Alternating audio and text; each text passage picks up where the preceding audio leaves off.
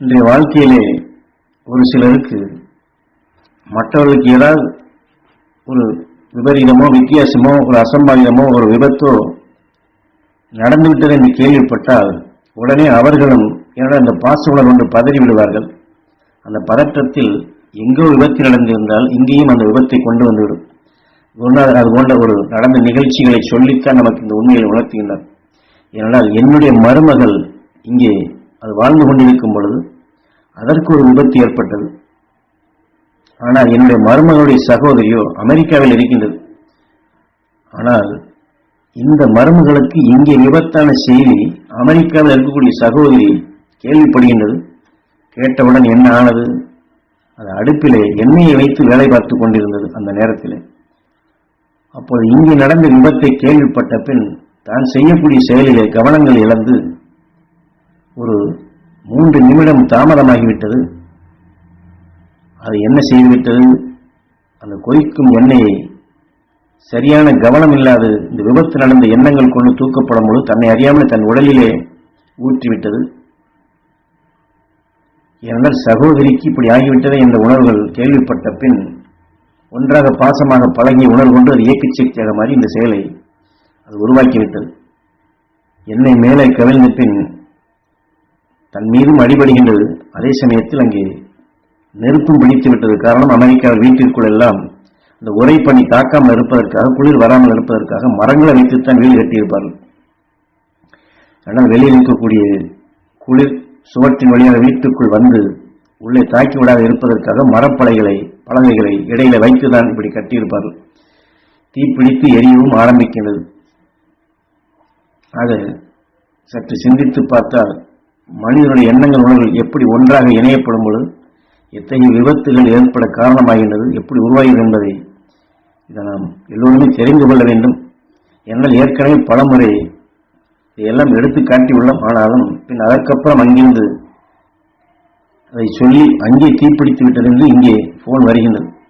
ஆக இந்த பாச உணர்வு கொண்டு பதட்டமான உணர்ச்சிகள் தூண்டப்படும் பொழுது எப்படி கவனமில்லாத நிலைகள், தன் வேலையின் சீரற்ற நிலைகள் செய்து கவனமில்லாத ஒரு பாதுகாப்பற்ற நிலைகளை உருவாக்க செய்கின்றது என்பதை நடந்த நிகழ்ச்சி அதை மீண்டும் மீண்டும் நமக்கு எல்லாம் மனித உணர்வின் எண்ணங்கள் எப்படி ஒருவருக்கொருவர் தொடர்ந்த நிலையில் இயக்க சக்தியாக இயக்கி அதற்குண்டான ஆபத்தான நிலையில் கொண்டு செய்வது என்பதை தெரிந்து கொள்வதற்கு இதையெல்லாம் உங்களுக்கு ஞாபகப்படுத்தி இந்த குரு மீண்டும் இதில் வலியுறுத்துகின்றார். என்றால் உடனடியாக இயக்குகின்றது.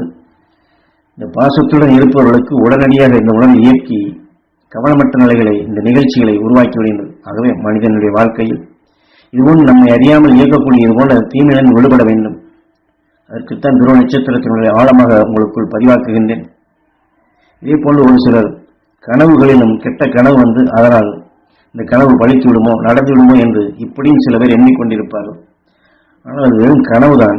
எடுத்துக்கொண்ட உணவு இரவு புலனடங்கி தூங்கப்படும் பொழுது நம்ம எதையாவது சுவாசித்த உணவுகள் தான் நமக்குள் அது பதிவாகி அது நம்மை திடுக்கிட்டு முழித்து ஏதோ தீமையான நிலைகள் வரப்போகின்றதோ என்றெல்லாம் இந்த உணர்ச்சிகளை தூண்டுகின்றதாக இதையெல்லாம் மாற்றி அமைக்க துருவ நட்சத்திரத்தின் உணர்வுகளை எப்பொழுதுமே எந்த சந்தர்ப்பத்திலுமே நமக்குள் ஆழமாக பதிவாக்கி கொண்டே வர வேண்டும். அதை நினைவாக்கி கண்ணின் நினைவை துருவ நட்சத்திரத்தின்பால் செலுத்தி அதனோடு வரக்கூடிய பேரருள் பேரொழியை கண்கள் வழியாக இழுத்து உடலுக்குள் பாய்ச்ச வேண்டும்.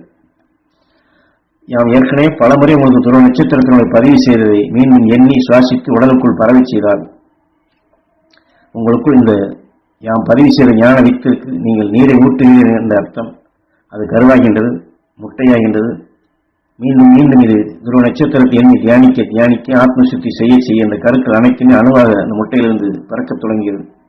ஆகவே நாம் எப்பொழுதுமே துருவ நட்சத்திரத்தினுடைய நம் இரத்த நாளங்களில் உடல் இருக்கக்கூடிய அணுக்களில் உடல் உறுப்புகள் செலுத்தி வலுவாக்கி கொண்டே வர வேண்டும். இரவு தூங்கப்படும் பொழுதும் கண்டிப்பாக இதை ஒரு 5 நிமிடம் 10 நிமிடமாக இதை எடுக்க வேண்டும்.